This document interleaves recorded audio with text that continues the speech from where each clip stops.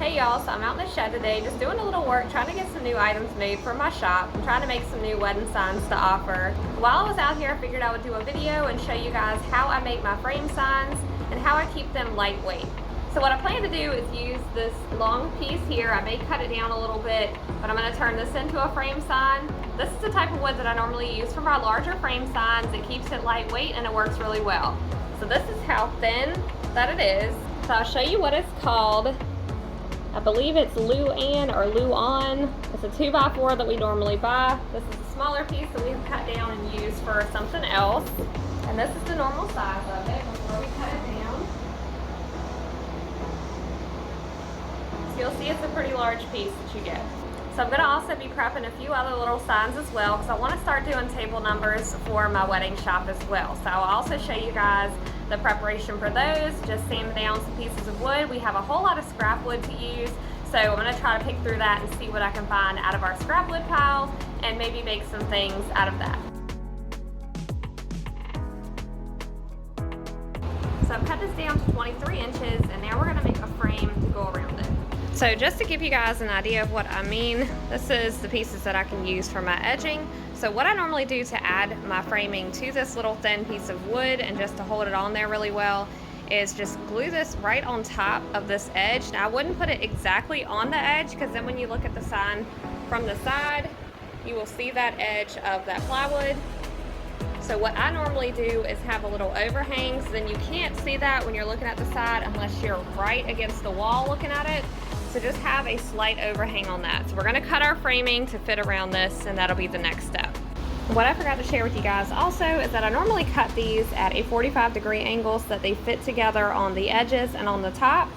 So I just have a little overhang and I mark where I need my cut to be for that angled piece. So I just take my saw and turn it over to 45 and just tighten it back up so it doesn't move around.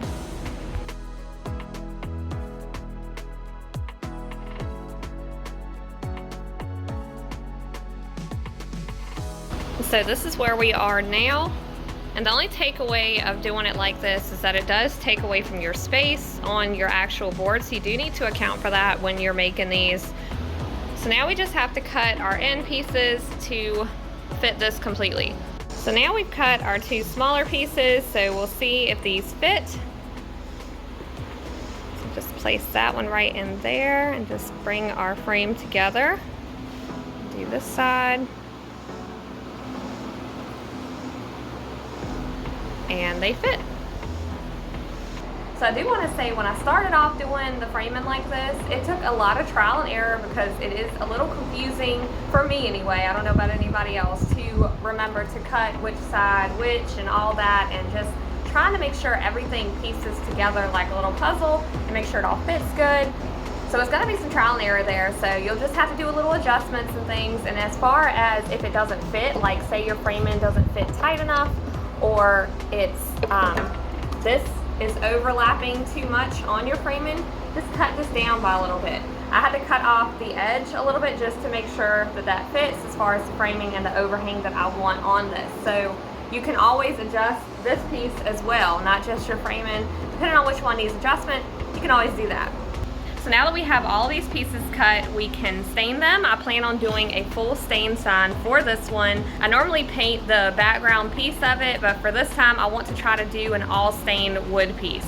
So that's what I'm gonna be doing today. But you can paint it, it does really good painting. I'll show you guys a picture of a piece that I've recently done where I painted and how that turned out. So before I get started on that, I'm gonna cut this piece of wood down to the size of the table numbers that I want to offer in my shop as well. So this is a nice thick piece of wood. This is a piece of wood that we can get regularly at Lowe's. So I'm gonna be using this for my table numbers. So a very important tip that I have for you guys, if you're making something that you plan to sell in your shop, make sure that it is wood that you can get regularly of. It's something that you can just go buy if you get a bunch of orders for or whatever, just something that you can remake over and over again if you do want to or need to, because that is something that I have learned along the way of just making like reclaimed wood signs and things like that. If you're using like pallet wood, that's fine too. Just make sure that you have plenty of stock in that if you are offering it to sell. If you don't have a lot of stock in it, just limit it on whatever you can make out of it and then it'll just be done when it's done if you're not able to get your hand on it anymore. But it is just something to keep in mind so that you don't end up in a position where you're unable to fill an order or you're scrambling to find the wood.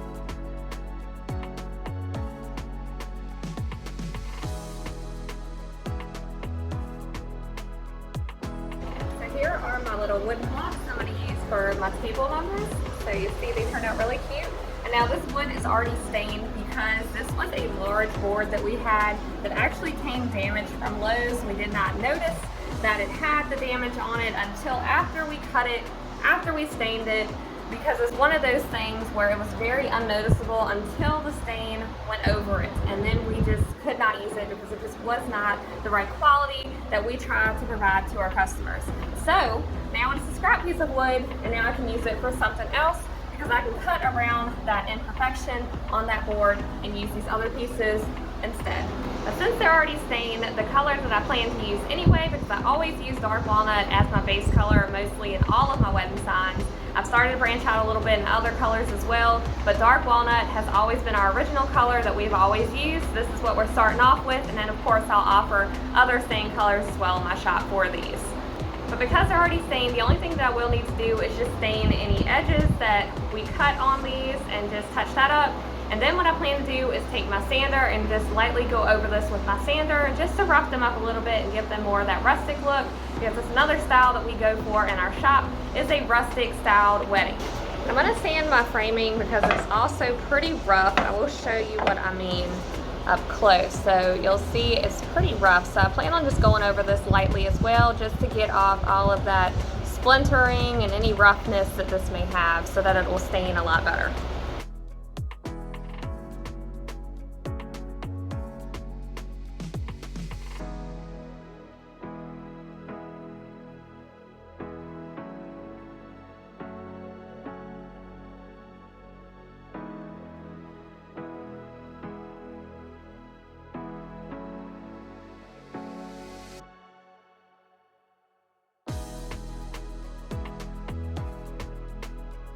Now for our frame sign, I'm going to be using my special walnut. That is a lighter stain. And I'm going to do the whole sign in this color.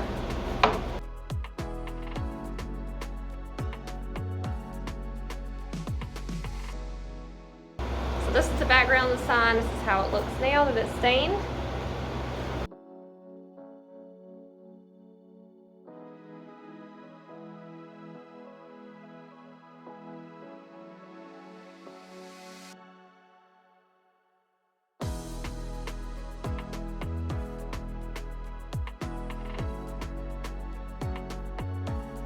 So this is how it looks all stained. We have not glued it yet.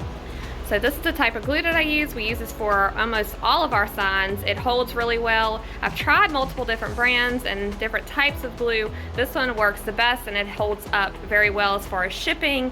And for anything that you're gonna hang on the wall, I would definitely want it to hold really well. So I highly recommend this over using just regular wood glue, as that does not tend to hold up very well. So it's going to be hard to record this and do this at the same time, but I'm going to attempt it. So I'm just going to flip this over.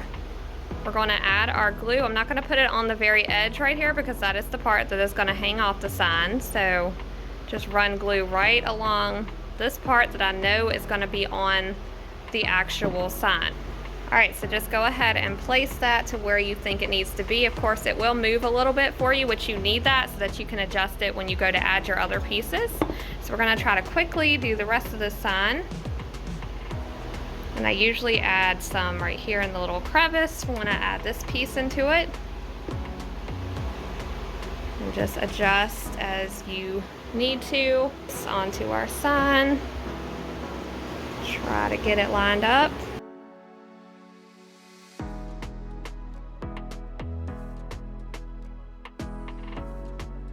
Okay, so we'll just make sure all of our pieces are lining up to how we want them on the back side and everything. Make sure it's that little bit of an overhang on it. So now that we have it all placed, what I'm going to use to hold this and just try to keep it in place so it doesn't sit here and move on me, and to make sure that it grabs and holds really well, is use my little clips. So I use all these on each corner. Just grab and place it. Make sure it's lined up good. Just adjust as you need to as you go around placing these on each corner. So now it's holding both the frame and the backing together really tightly. So here it is, and we have it all clamped together on each end to hold those pieces together and to hold it to our backing here. So I usually let this sit overnight, just give it a full 24 hours for the glue to set and also to give the stain time to dry before you apply the vinyl to it, because it may cause a little trouble with your vinyl sticking if the stain is not fully dry. But this is how the sides of it look. So if you're looking at it from an angle, this is how it looks. It's a slight overhang on that, like this. From this angle you can't see it, but you can see it from the side. Now if you do want it to just blend in, because I tend to do this with mine usually, is just stain this edge as well the same color as your framing so that it blends in a little more, especially if you were not able to achieve a bit of a hangover for your framing. Like this side is not really hung over, it's kind of flush pretty much. So I would say stain this just to blend it a little more with your framing so that you can't notice it as much if you happen to look at it from the side or from the top. So that's it, you guys.